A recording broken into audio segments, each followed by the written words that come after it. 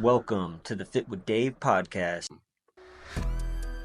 Just always like put your best foot forward. You know what I mean? Like you never want to be like the guy that people are like, yeah, you know what I mean? Like he's not really all that great, but he's cool. You know, he's cool though. Yep. Like you want to be amazing. Like it's about if you're doing. I feel like if we do anything, then why not do it to the best? To the highest level that we possibly can. Like what's stopping us from individually from doing that? And the best that you can do is definitely different than the best that someone else can do.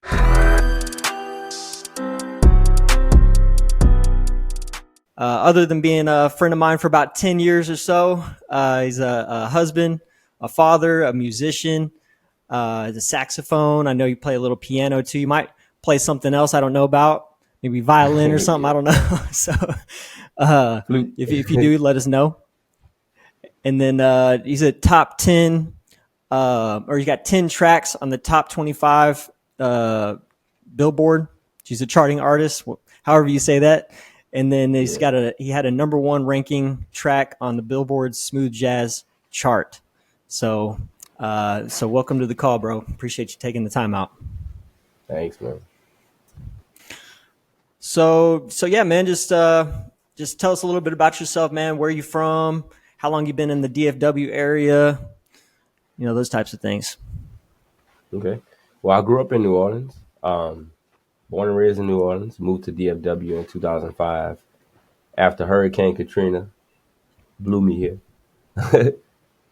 And okay. I was okay, shoot. I was I've been playing music. I've been playing the saxophone since I was about 13 years old, and it's just kind of always been a thing that's been around. My mom is a musician. She plays the flute. I have 2 younger brothers. They play instruments as well. So, and just in general, living in New Orleans, playing an instrument is very common, Right. I was always into music, though. I always, loved music and mainly hip hop. I listened to a lot of hip hop growing up. So having a saxophone around and I listened to hip hop was always kind of interesting because I'm playing saxophone on top of my favorite Cash Money songs and whatever, So fast forward to like 2005, I moved to Texas and I was 18. So it's like time to like figure out what I wanted to do career wise. And I didn't really care for going the traditional route.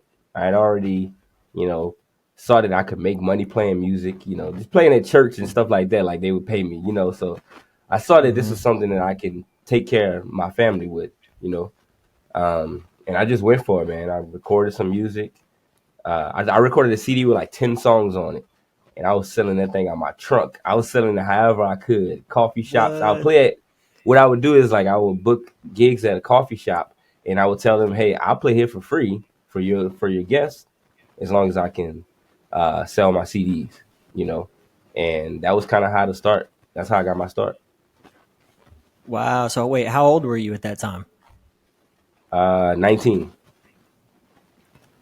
Dang. All right, dude. I hadn't heard that story, man. That's awesome. So you got that classic like selling CDs journey. At the back of your That's awesome, man. So you just grew up. You're taking lessons. You're doing all that, or did you just kind of teach yourself, or you're taking lessons, or like what? So I went to my mom signed me up for a jazz summer camp when I was 13. And at that summer camp, they provide you with the instrument and, there's classes where you learn how to play the instrument. And then on Fridays, we would have performances. So. Okay. Dang. So saxophone was just from the jump. That was just the instrument of choice, or did it take a little bit of time? Did you start with the piano? It wasn't actually. I picked the trumpet. The trumpet was my first instrument. And that was like the first time, instrument. The first summer. Huh? Mm-hmm. Like another wind instrument, right? So. Oh, yeah. Yeah, I picked the trumpet. You still play the trumpet? And, I played for a whole summer. Okay. I wasn't that good, though. And my mom loves the saxophone. So it was a thing where, her and my teacher sat me down and they said, hey, we think you should play saxophone. You'd be way better. And yeah. It's a more timeless instrument. It's probably a good thing too, huh? You switched Definitely. over. So, we met about 10 years ago. Uh, we actually met the first time at Target, Yep. and then we met a couple months later again at Tom Thumb. Kroger. Or yeah, Was Tom it Thumb. Kroger? Yeah, yeah. Tom Thumb, One Kroger, of one of them. the two. Kroger, Tom Thumb, one of Yeah, them. yeah. We just got to Yep. talking and everything. You're like, oh yeah, I play music, and I'm like, oh yeah, me too. We should jam. And like, I'm a musician, but not at that professional level. So I'm thinking like, oh, okay, we'll just hang out and jam. And then come to find out you're like a uh, legit artist. And I just remember. Well, let's jump ahead a little bit real quick because I just remember the one time you were like, bro, I just got my first royalty check, like first big Hmm. royalty check. Can you touch on that just a little bit, man? I know this is kind of, we didn't talk about this before, but I don't know. I remember sitting in the truck and you were just like, hey, man, like just got my first royalty check. And I know it was a huge blessing for you. I believe it was right around Christmas time or it was in the fall. And Whatever time so, it yeah, was, just I needed it. hey, But every yeah, musician can relate to that. Yeah. Because you were giving yeah, I got this lessons, you check. were grinding. I got that check, and what they would do was send you a statement in the email before they sent the check out, right? So the statement, I didn't realize they sent me two separate statements. So since I'm an independent artist, well, first of all, the way they go is they pay the label and then they pay the artist. So Mm. I looked at the statement and I saw maybe like the artist portion, which it was like a couple $100. So it was like, okay, cool, I got a couple $100 coming in. But I didn't look at the other part of the statement. So when I got the Mm. check in the mail, I remember checking the mail and my wife was in the car with me. This is like, like at the end of the day. And I opened it up and I just looked at her and she's like, what? My eyes all big. And I showed her the check. And the first thing both of us said was, should I cash this? Like, because like clearly they wrote the wrong amount, you know? Yeah. I'm like, should I cash this? Like, damn, they like gave me like a few thousand, like more, extra, whatever. But yeah, I went back and looked at the statement and realized it was the correct amount. And man, that was like a huge, huge, huge, huge, huge blessing to my family. I remember I booked a vacation. I booked a whole family vacation for us, and it was just a blessing overall, man. So that's what kind of launched you into, where you're at now, man. And it's really, really inspiring to see, bro.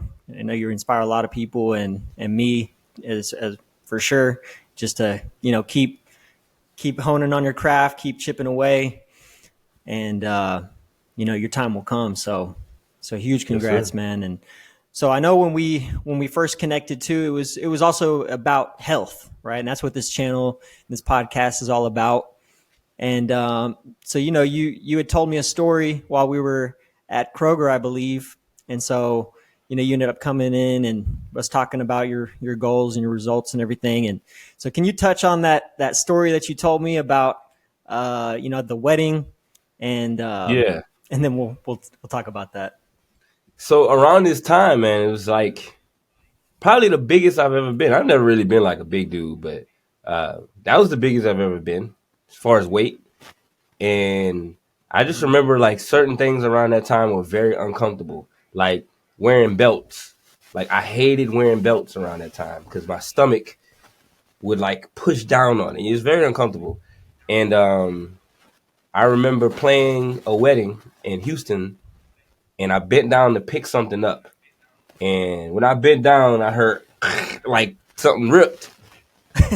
It was my pants. It was the back part of my pants. So I Oh, had to play that whole gig. hell And I'm no. sit I'm kind of like standing in front of the drummer too. So like I was imagining like, Yeah. how what they seeing right now, but yeah, I had to play the rest of that gig with the back of my pants ripped. And that was when I was like, all right, bro, I gotta make some kind of change because not only am I uncomfortable, but like I can't be ripping pants. Like what if what I mean? Like what if this is on like TV or something, Yeah. Yeah, what if there's some talent scout in the crowd, like, hey man, I'm about to put this dude on, and then you rip your pants, you know? It's like, so, Yeah. so yeah, and you told me, you were like, man, all my family's sitting there telling me, hey, go, buy new clothes, and you're like, no, I'm gonna lose this weight, and I think Yeah, that's a you know what? huge thing to. Yeah, yeah. I actually never bought clothes, and those clothes fit baggy now.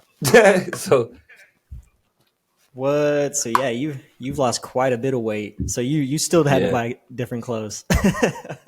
pretty much. Just Now I the gotta other buy way. smaller clothes. Yeah, yeah.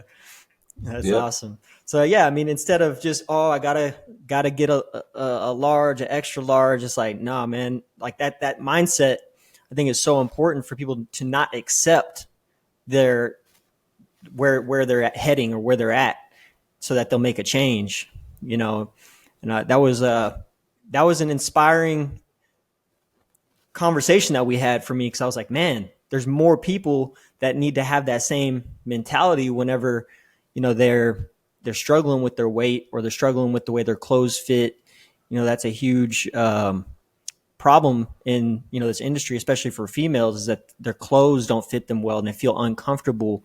Like you said, when you bend over and things like that, and not accepting that and making a change is really really important, and it's inspiring. It's the type of clients and the type of people I like to work with. So yeah, man, that was fun. So tell us a little bit about when you weren't in your best health and what you kind of just did, and then what are just a couple of things that you did to start going in the right direction. Intake was a big thing. Not a big thing, but that was like one of the first things I did was like just paid attention to like things that I eat a lot. I like sweets, so I had to cut Yeah. down on actually buying sweets like in the grocery store, like big old box of not big old box, but you know what I mean, the 12 pack of zebra cakes or something like that. I Oh stopped doing that no.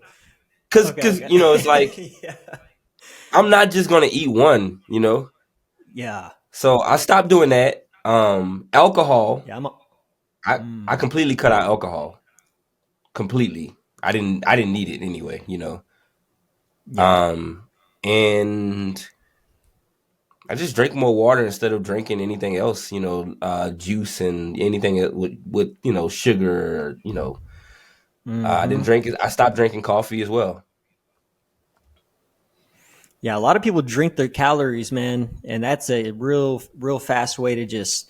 I mean, some of those Starbucks coffees are 600, 300 calories of just sugar and caffeine. So that's a huge one there. But hey, I'm a honey buns guy, so I cannot Oh my keep the sweets. God. I'm a sweets guy. Yes, me too. Yeah, yeah, yeah.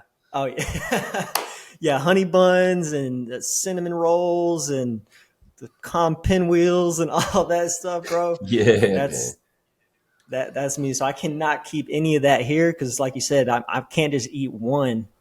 I'm gonna have to eat three or four, and then stomach hurts, and it's not good. You're right. So it's hard to have self control when it's just sitting there. It's Hmm. ready to be eaten. So all right, man. Well, so let's transition here a little bit, because I want to talk some music, bro. I love talking music, and I want to hear a little bit more about your journey. And so, you kind of touched on how you got into music. It's something that you grew up around and things like that. So, when did you first realize that this was something that you think you could actually do as a career? Was there like a defining moment when you were a kid where you performed and got a standing ovation, or was it just people around you telling you could do it? What was it? It was a combination of things that happened all around the same time. When I was in high school, I was in a marching band in high school, and we traveled all the time. I mean, traveled everywhere, places that I had never been before. And I mean, we did the Rose Bowl parade my freshman year, like my first year in the band. I'm flying to Cali to play in the Rose Bowl parade. We did the Macy's Thanksgiving parade, which is in New York. Nice. It is like a thing that we had to like sending audition tapes and like show up to like the Mm. parade site. And this is after we got to New York. We still had to. They still had the liberty to cut us out of the parade if they felt we weren't good enough. So that band, man, I mean, Oh. it was like my job. I mean, we rehearsed from like 3 p.m., right after school to like 10 p.m. sometimes. It felt like a job. And I'm seeing like people go crazy over the band. I'm seeing, Hmm. the fact that people are flying us out in all these different places to play music for them. And most of all, like I'm enjoying it the whole time, you know? Hmm. So it's like, this is cool. Like if I could do this is cool. Oh yeah, so you guys had one of them those badass high school bands that was like sought after, and like people were doing Yeah, man. all the dances and everything along with it. Mm-hmm. Or yeah, yeah, I know what you're talking about, Yeah, we did all dude. That that. yeah, that's sick. That's sick. So okay, so performing, you really liked that. So one thing I really always admired about watching your content, watching your growth is for a little while, man. I thought you had a whole social media marketing like team. You know what I'm saying? But Hmm. you've been in control of that this whole time, and uh, just is that something that you knew what quality you wanted, and you were just like, I'm just gonna make it come to life, or was it something that you kind of had some training on, or like someone was in your ear helping you, or you know, tell me a little bit about that, man, because your Well, branding is with on being an point. independent artist, with being an Mm-hmm. independent artist, if I don't do it, it won't get done. That's how I thought about it. And Mm-hmm. I looked at, me using the internet to post content and to show what I do as a way of marketing, just like anything else. And I realized that if I can connect with the fans, then that's all I need to connect with. Like I'm not worried about trying to, you know, get the attention of this promoter or, this record label or whoever the industry person is, because if I make the direct connection with the fans, then that's the situation. That's the marriage that needs to be made before anything. And then I can present it to anyone. I can say, hey, if I'm talking to a promoter, I can say I can guarantee that this many people will come to a show, you know. Mm-hmm. Or if I release an album, I kind of have an idea of how many, now it's streams, but at the time it was downloads. I was, you know, promoting this content so people would go on iTunes and buy the music. So So yeah, the so I like that. The mindset is just because you're independent. It's just hey, it's all on me, and I don't know. I just felt like you were determined to put out a really really good product. You know, not only mhm. just your just the music, but first impressions everything. You know the pictures, the visuals, the videos, like all your music videos and all that are really really awesome. Thanks, So man. huge props on that, man. Yeah, yeah, I know you put in a lot of work, a lot of time, um, but yeah, the quality of your content is is legit, man. Thanks, man. Um, so yeah, so what? So let's talk about that. Having 100% creative control, and what what's the biggest challenge that you found with that? I mean, what's let's go in the biggest challenge, and then what do you like about it the most? Hmm. I think the biggest challenge is, like I said earlier, is like if I don't do it, it won't get done. And it's so easy to not do something. You know what I mean? Like if I don't Mm. feel, there's some days like I don't feel like recording or playing a saxophone, period. Yeah. And It's hard to that believe, but yeah, decision, man, telling you, I get tired of hearing it sometimes, honestly, but because I'm hearing it all the time. all day, every But day. Yeah. it's like if I do this, if I don't do this, it won't get done. And if it's a video I'm talking about, then I won't make a new fan, or won't make new fans those are the thoughts that go through my head when I'm thinking about whether I should do something or not. Mm-hmm. So that is the challenge, the freedom that I have, I guess you could say. I could go weeks, months without, promoting my brand, and I'll be the one that, hurts from that, but I can do that if I decide to. Um, Right. so that was I guess that's the biggest challenge. And what was the other part? Yeah, just the discipline of doing the shit you got to do even when you don't feel like doing it. So that's like Yeah. the most challenging part. So what, as let's say you're talking to a new musician right now and they're like, "Man, should I should I sign this label or should I keep doing my own thing?" I mean, can you give a new artist or an up and coming artist a little bit of insight on why they might want to sign a label with a hmm label, or if they should, continue being independent? Yeah. So I think, like anything, when you learn to do something yourself, you learn the ins and outs of it. So you know when someone is Mm-hmm. bullshitting you, you know? Mm. So Mm-hmm. I always encourage artists to do as much as they can on their own first so that they know what's going on. Because unfortunately, the music industry and probably other industries, when you're the new guy, you are food. You know what I mean?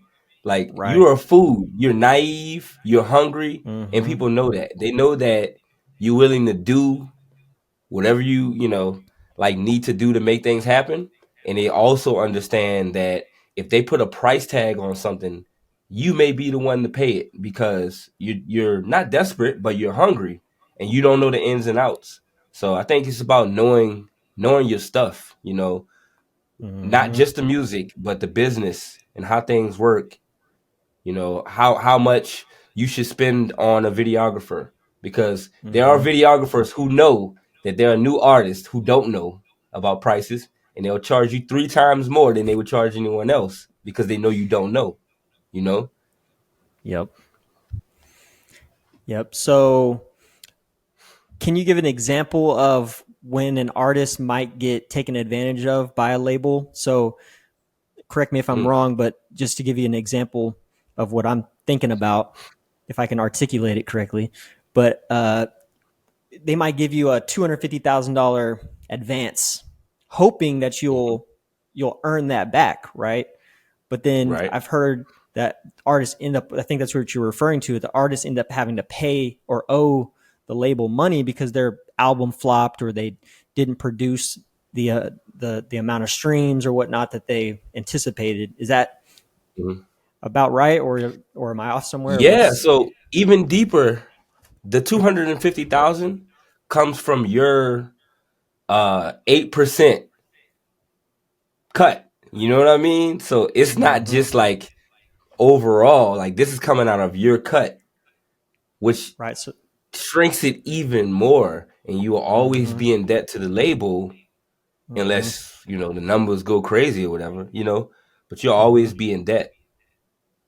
So, and they once again, the labels know that. And the thing about a label is if they own the music, then they make money on that for until the end of time, or unless you have some stipulation that says after 7 years you have all the rights to all of your art. But for the most part, right. it's their property, so they're gonna make their money back Mm-hmm. eventually. It may take some years, Eventually. but they'll probably make their money back. You will never make money.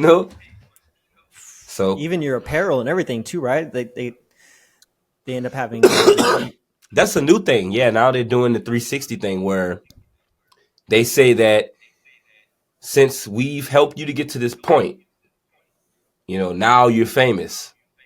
We helped you. We helped to make you famous. So we want in on merchandise, merchandise. brand deals, everything, because it's like we made you. You're our product. Yep.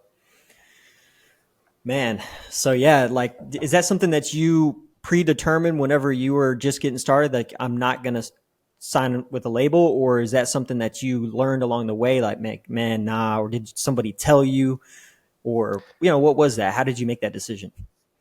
I learned along the way, and there were people who gave me some wisdom on things, but I had to learn along the way. And the great thing about, once again, me being independent and seeing the money myself, now if there's a label who wants to talk business with me, like now I'm thinking about, okay, I make this much on my own, you know, per download, per stream, whatever. Do I really want to, go into this business venture with them? I won't see the money first of all, it may look Mm-hmm. different. But all in all, I don't think it's a bad thing. It just depends on the person, the artist. I play saxophone, so honestly, like Universal Records is not beating down my door because they're looking for pop stars. You know, Uh-huh. but there's been some offers and stuff like that, and there's always been a thing where it's like, nah, I could just do this myself, and I'll Mm-hmm. make way more, and I don't have to be famous to do it. That's another thing, being an Right. independent artist, you don't have to be. There's people out here who want to be famous, right? But you don't necessarily have to be famous to take care of your family. It doesn't take as much. Mhm. Absolutely. And I know you've we've talked about this before. There's a lot of people in your industry, and especially in the jazz world, that are really talented, but they don't know how to market themselves. They don't know how to do the digital media and all that type of stuff. Do you think that that's something that that's I don't know where I'm trying to go with this, but is that something that you saw that there was like a missing piece there, or is this something naturally you just saw? You were like, hey, I'm going to do it a little bit different, because I know you got people reaching out to you that have been in the game twice, three times as long as you, and they're like, man, how are you doing this? How are you, you know, uh, without a label or anything like that? So, what is it that you saw in the market, or was it just because people are on social media? Yeah, I mean, I spent a lot of time on YouTube, and Mm-hmm. I probably there was probably something that sparked the idea in me. But the original plan, like I said, was me presenting what I do and finding like-minded people. And once I found the like-minded person, I knew that they would buy a CD or download my album or book me for their private party. Like there was so many Yeah. different options, and it happened. There are people who became big fans, and whenever they have a big family event, you know, they want me to come and play for their family, and they pay good. Yeah.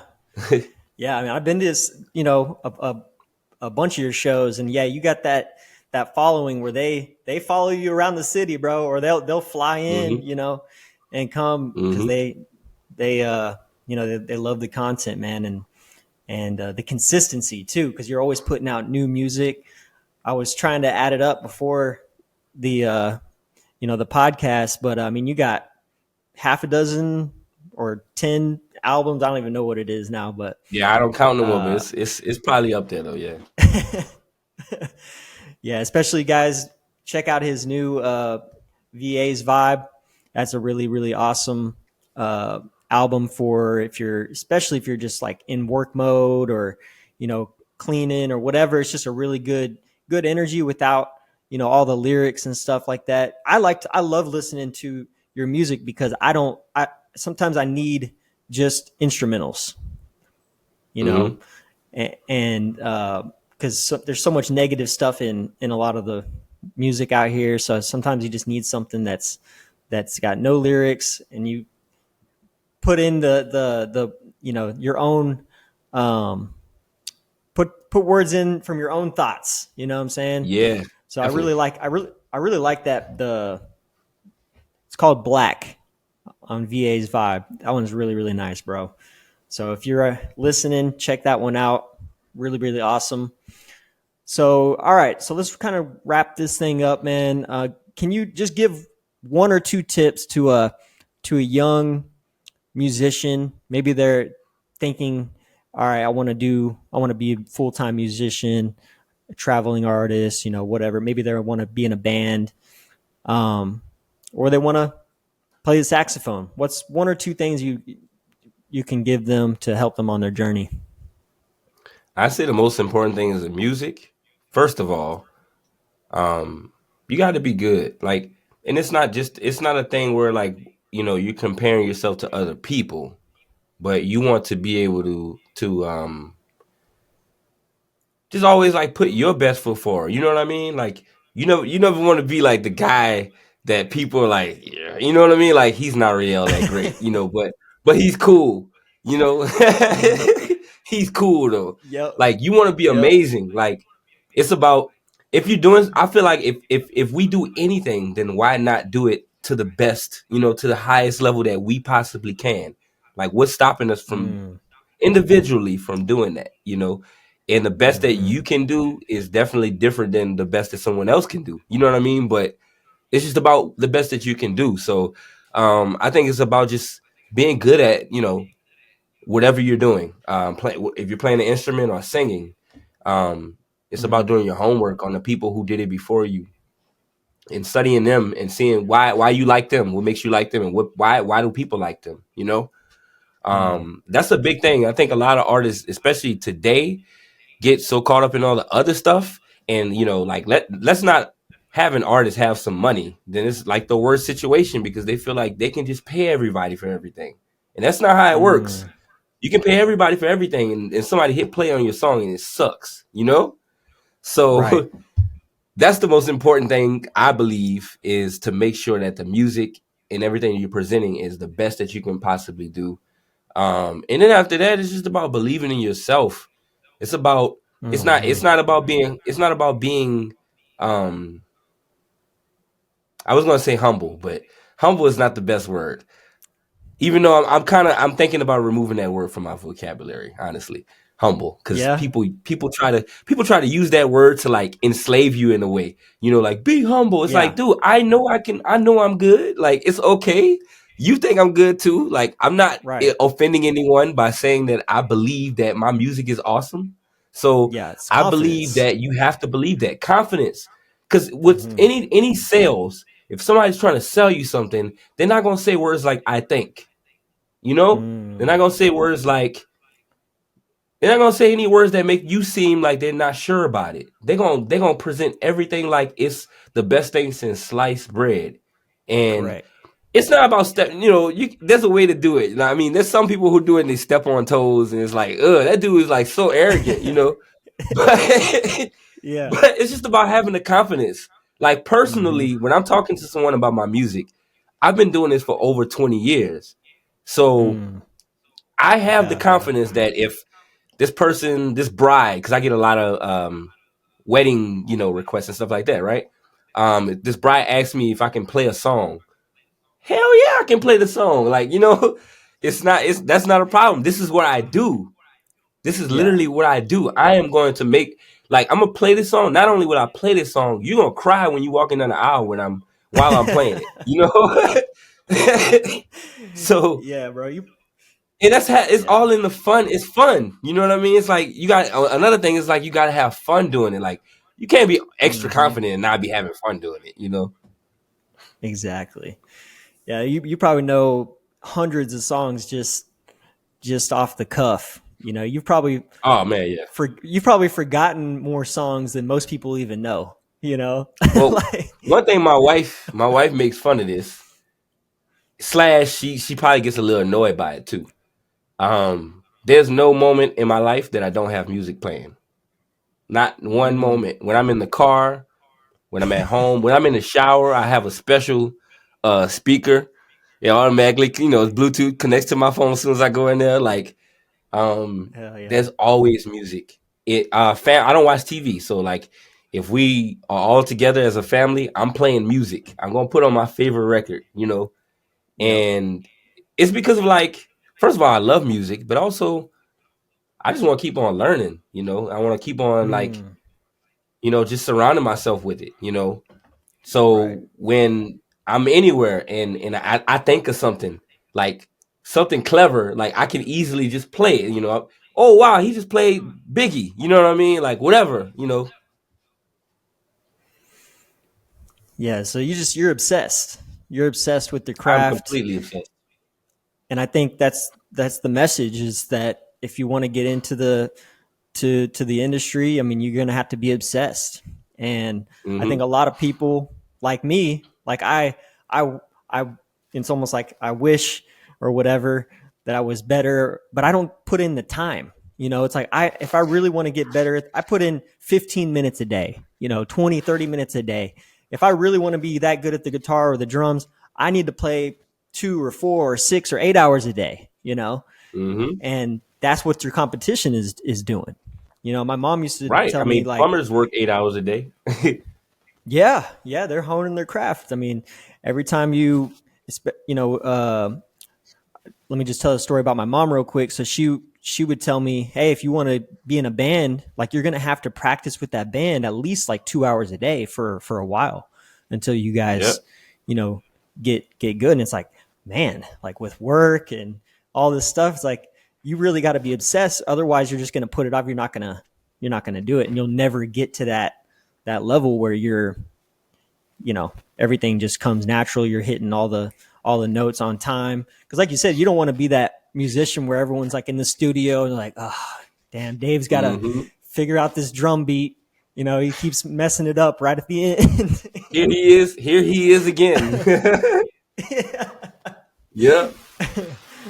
Yeah, for real. So that makes Nobody me wants. think of I think. something. The Beatles. Have you ever heard of their Hamburg story? They Mm-mm. went to Germany. So they took this gig when this is the very beginning for them, like before they became the Beatles. They took a gig where they were playing 8 hours a day in Hamburg, Germany, at a club every single day. It Wow. sucked. Like the money didn't probably add up to like the amount of time that they were there.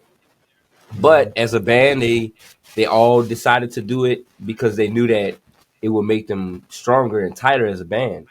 And the story is, they did this gig, I think twice, where they would go to Hamburg for like a month. And when they went back to Liverpool, like people were just like, how are they so Wow. tight? How are they so tight? But Mm, it's because they took this risk and they played this gig for 8 hours a day. They didn't make that much money. It's probably a hole in the wall venue, everything. But like them doing that is what created who we now call the legendary Beatles. And when I see wow. things like that, I don't feel like I'm any better. Meaning I have to do the same thing, or Mm-hmm. more. Yeah. Yeah. I mean, I was watching the Tom Petty. I can't remember if it was Amazon or if it's Netflix or whatnot, but the Tom Petty documentary, and I'm about halfway through it. But yeah, just seeing how much they played together, and how much I don't know, it's just crazy. I mean, it was nonsense. It's just his whole life is just Hmm. jamming, playing music. I mean, that's it. So it's pretty awesome that you get to do that for work, man. I know sometimes some days it's hard to get up and still do it. It still takes discipline. It still takes a lot of hard work. But Definitely. yeah, it's inspiring, man. So if you can just tell everyone, what shows you got coming up, and how can they connect with you? How can they follow you and keep up with Okay. your albums and your upcoming shows and all that type of stuff? Okay. I actually have a pretty big show coming up, February 14th, Valentine's Day. And Yep. it's with myself and a super talented saxophone player from Amsterdam named Romana Dominguez. You remember her, right? Yep. Yep. So we'll be doing it Amazing. on February 14th at the Ridgely Theater in Fort Worth. As far as where you can follow me at, my website is vandellmusic.com, and all the other social stuff is at Vandell Andrew. No S. No S. No S. Yeah, I Andrew. bet a lot of people mess that one up, huh? Every day, man. People are like, Every I day. feel like know me. They'll introduce me and be like, "Hey, this is my friend Vandell Andrews." Like, dude. And all you hear is the S at the end. That's it. That's Yeah, I'm all hearing you the S hear, like. and you're just like, this makes you cringe, huh?